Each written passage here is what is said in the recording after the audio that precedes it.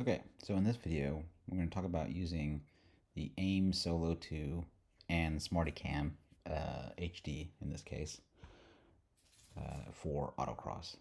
Not popular option, but I think it gives a lot of value and it can be done. It just takes a little bit of setup. So let's get into it. So I'm gonna show you the RaceStudio3 config that I use. It's a little bit different from autocross than track events.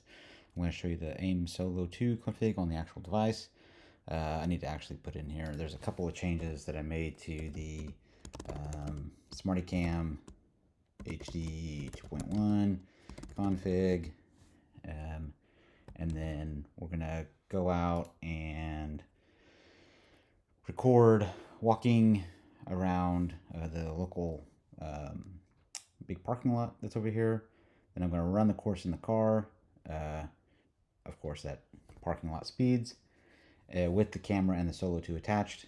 I'm going to show the importing of the two things, and then we'll go over the looking at the track. And then as a bonus, I'm going to show the app called LapSnap, which can be used in between runs. It's not great for autocross because it's really kind of designed around permanent racetracks, because it's got a track database, so it kind of gets confused on certain things, but we'll go into that.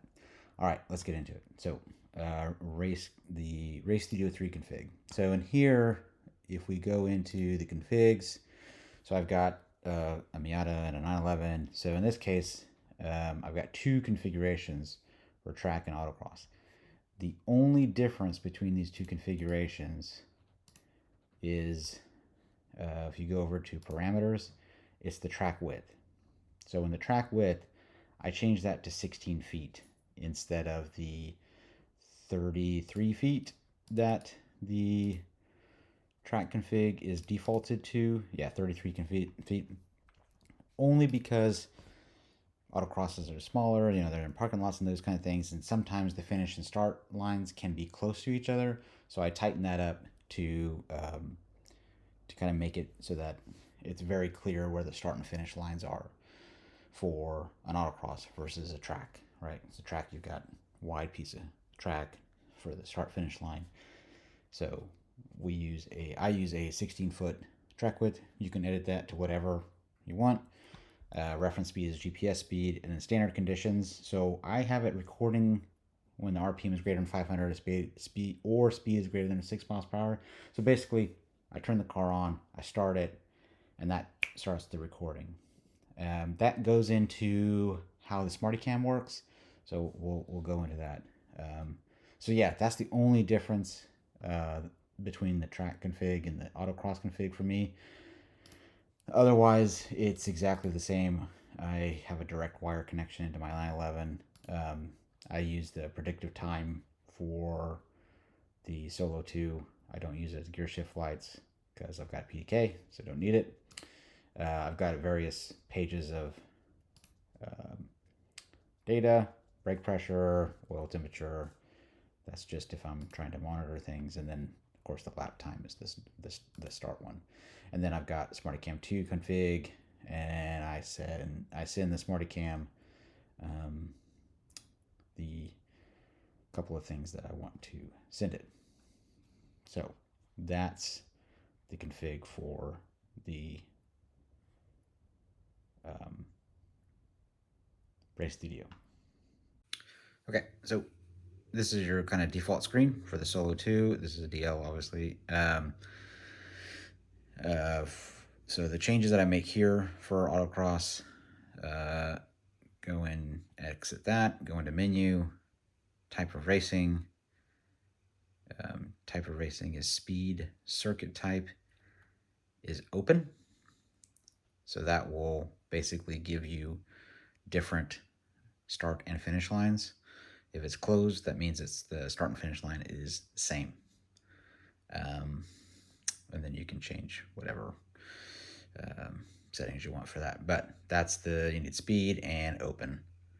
And then once you get there, then you can, no nearby open tracks, of course. Go back to track, and then you get that create button when you're in an open track scenario. And then I'll show you when we get to the parking lot on how to use that. So that's the Solo2 config. And then for the SmartyCam, okay, for the SmartyCam, go into menu, go into settings,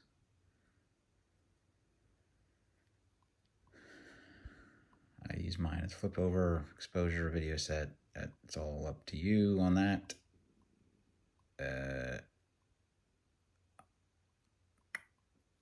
And then auto start recording, I use logger command. You want to use logger command because that's the Solo2 will tell the SmartyCam to trigger and start recording. Now, in my scenario, it basically just starts recording when I turn on the car, and that's fine with me. I've got a 32 gig or 64 gig SD card in this thing, so it's plenty of space for the files that it makes, so I don't mind it just running there. And then for the stop,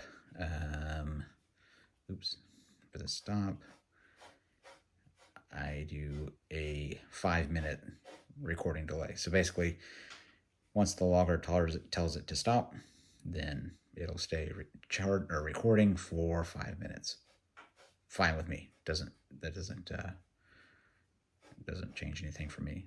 So I believe that's the only two settings that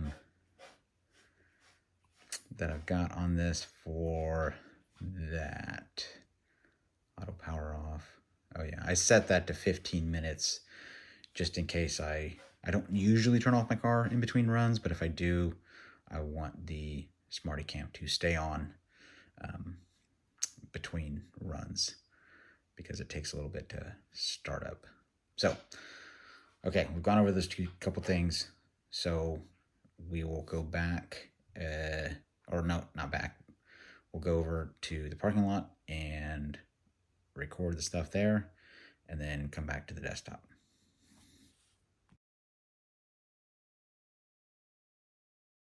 Okay, so we're in the parking lot here at Solo2. Go to track, create, add start finish line, enter. You want to create temporary tracks. Temporary tracks will be made and then they will be automatically deleted from the unit the next Tuesday, if I remember right. So yeah, let's create a temporary track. Yeah, so today's the 28th. Got it. Go to the start line and press OK to set it. So we are here. I've got good, well, not great GPS signal, but good enough for this exercise. Oh, there it goes. Do good. Okay. So click OK. Do you want to learn the track shape? Since I'm doing usually course walks, I say yes. So I say yes, and then you go through the track till the finish line. Okay, so click yes, and then you start out, and we're just going to do a short exercise here.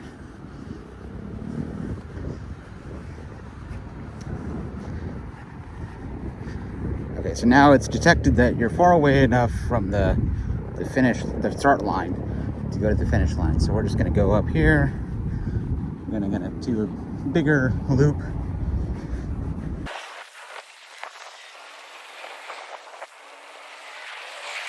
Okay, so we're going to set our finish line right here. So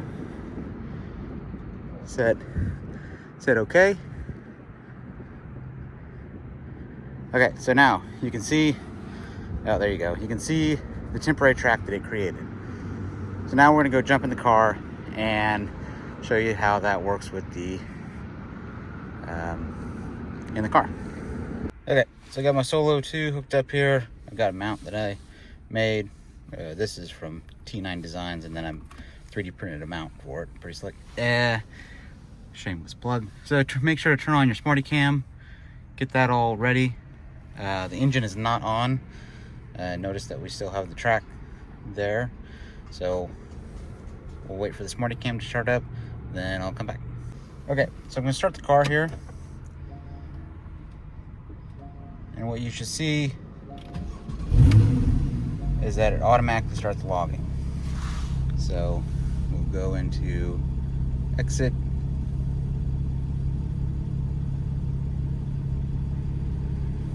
And then if you wait till that menu goes away, you'll see log here. So that's logging. You'll see that the SmartyCam, if it'll expose properly, is now recording. So, alright, the SmartyCam. So let's put that the right way. We'll guesstimate that. And then I'll do a lap here.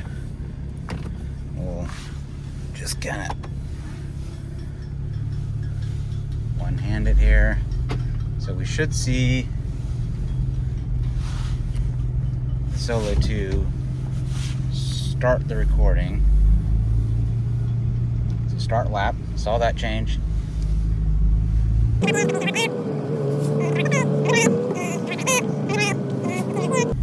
we should get a time. Yeah, 29 seconds. So there you go. So got my 29 seconds. Stop lap. Everything was recording.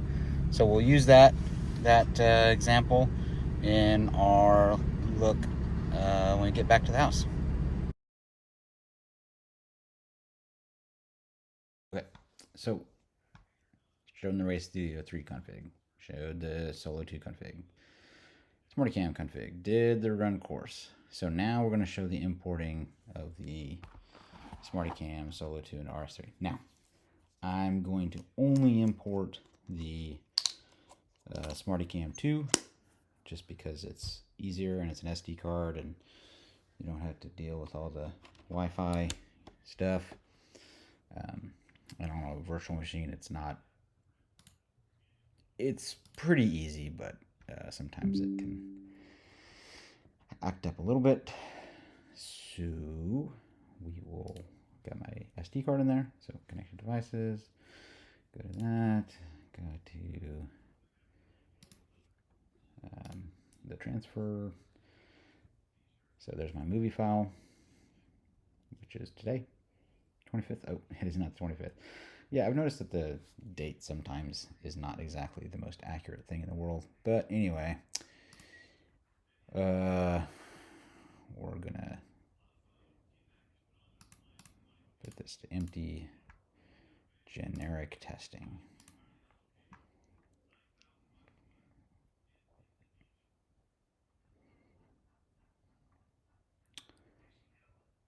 No, don't want to do those things. Don't want to do the RS2. We're going to use RS3. So, okay.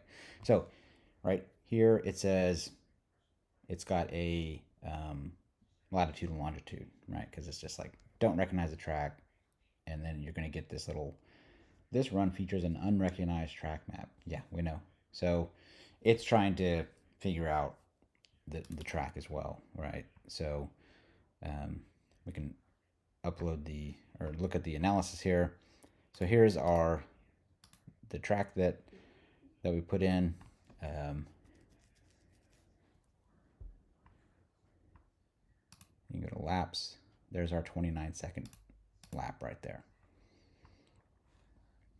So notice it clicked the out. It's got an out lap, which is where you turn on the car and it started and it's logging, but there's no lap active. So it treats that as an out lap. It's got a second lap that's 1 minute 12 seconds, and it's just kind of the nature of forcing the Solo2 to record early with the 500 RPM basically. So and you'll see this when you use it for autocross, where basically you'll have these big lags of time in between laps because your car is idling, right?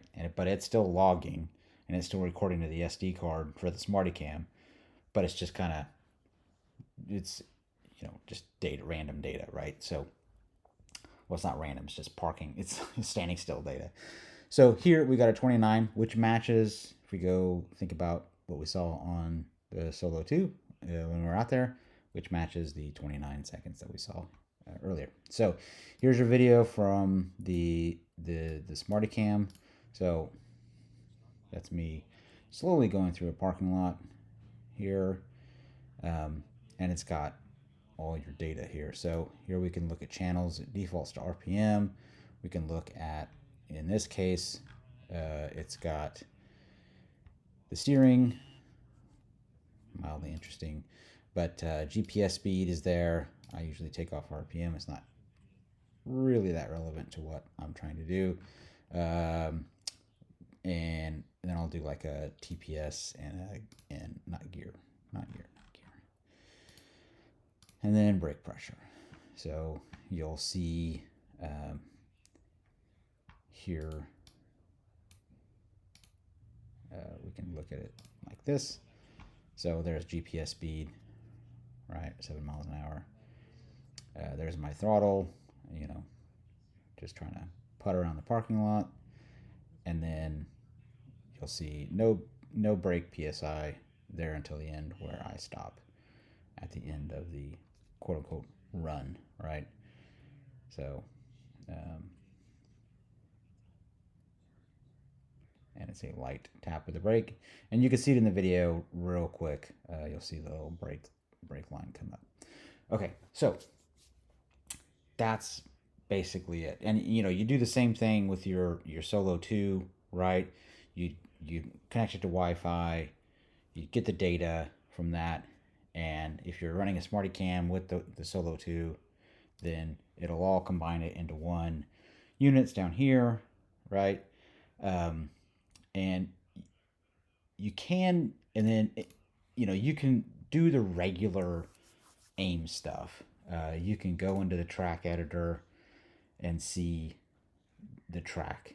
I haven't really figured this out, right? Because it's not completely intuitive to me. But you can do that stuff. I'm not exactly sure on how some of this stuff works, right? So I apologize for not being fully informed, but maybe somebody will post in the comments about how that will work. You can also do you can do splits too. And again, like, I don't know how to do that, so I need to look up how to do that on RaceStudio3. Because I mean, it'd be cool to like to look at, you know, because like my start finish was here ish, and then I went down and then did this, and then my start was here and then my finish was here, right? So I'm sure at some, you know, somewhere I can mark it as a split or something like that, right? So but I haven't figured that out. But anyway, so if you wanted to check, like, you know, cornering speed or whatever the aimy things that you can do with AIM, you can do all this stuff. It's just that it's not prepackaged with a track, right? So, all right. So that was that. Show importing, go overlook and try stuff. So, okay. So that kind of covers that stuff. So that's basically how you do an autocross with AIM. Now, the challenge is you can only look at the data on a laptop, and most people aren't bringing laptops to the, you know, the paddock, right? In between runs. Now, you can look at the Solo 2 screen. You can look at your speed, but it's not going to give you a track overlay of where that speed is necessarily. It's going to give you a time, and you can look at speed over the time.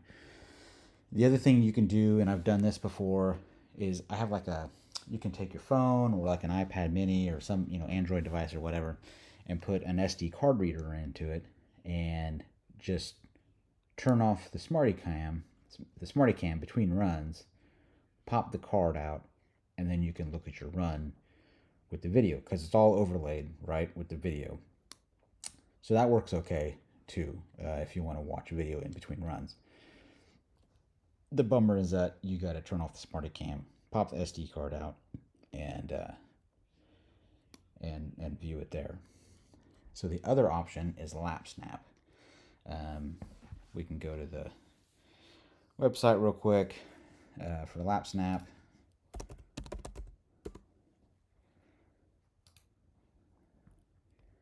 It will come up eventually. So this is LapSnap, and it's designed specifically for AIM and GoPro data.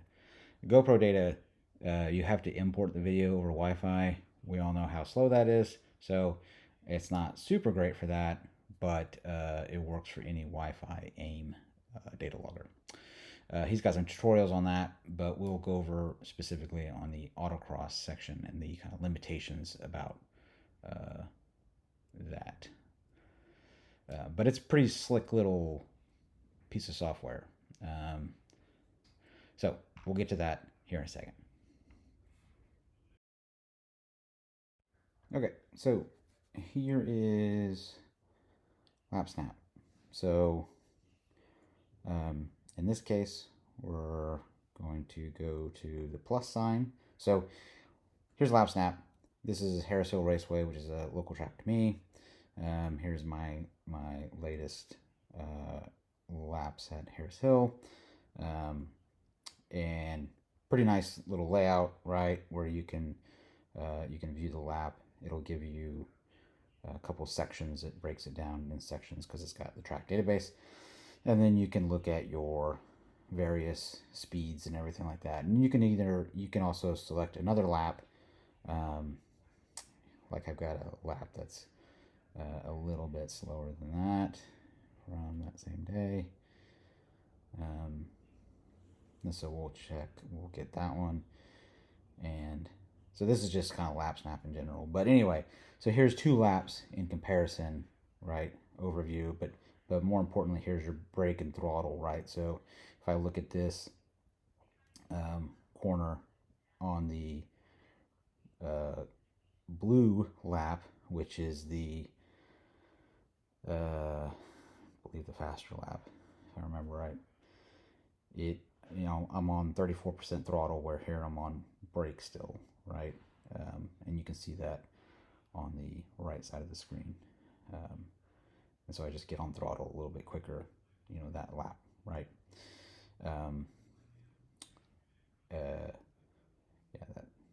that actually works better. This is like combine the 2 things to see the difference, and then this is just basically what the actual lap times are. So depending on, and I'm just that button in the middle. So it's a pretty slick little application. So, but that's not what we're here for. So press the plus button. It's going to search for device. So in this case, I need to go connect to the Solo. Okay, so in this case, unknown track 23/11/22. That's today, right? So the Solo 2 had the right time, but the SmartyCam didn't. Anyway, doesn't matter. I'm going to download that single lap or that session, right? So it's going to load that session. Now this application needs to be connected to the internet. Now this iPad is not connected to the internet because it's connected to the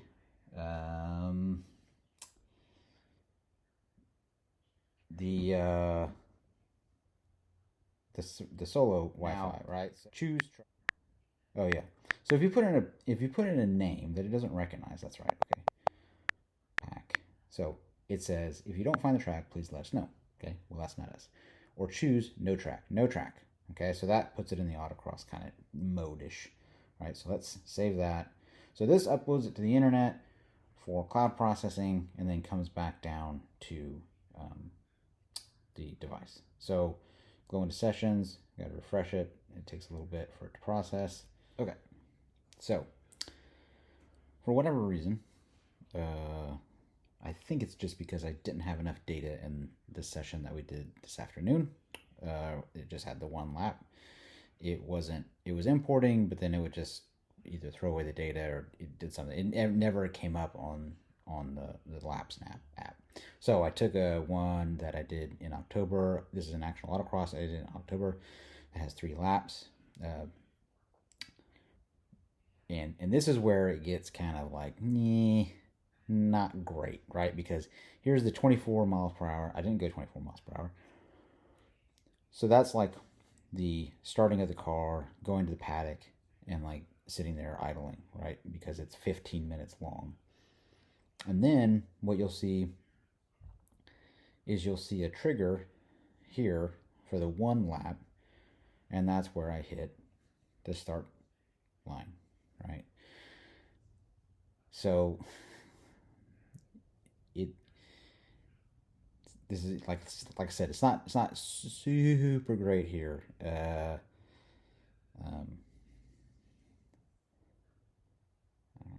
don't know what that's doing. Oh, don't want to do that. Never mind. Discard. So anyway, so here's my run, this 1 run, right? Now I did more than 1 run, right? But for whatever reason, it only computed 1 run. So this is kind of the limitation of LapSnap, is that it really has trouble when there's no track. But it does work. It gives you an idea of what you're doing at the time, right? So this had a crossover. You can look at your lateral acceleration, even though I was doing some reading on that, and that needs to be calibrated.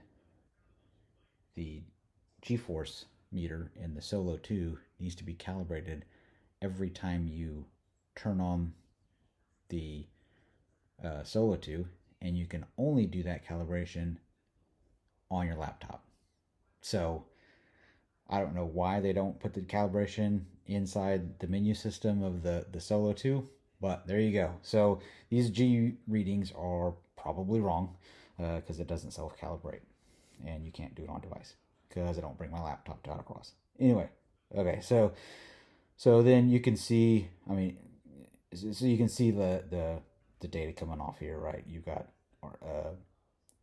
I use it for speed, I use it for brake, and I use it for throttle. That's where, I'm looking at what is my throttle? Am I coasting at any point?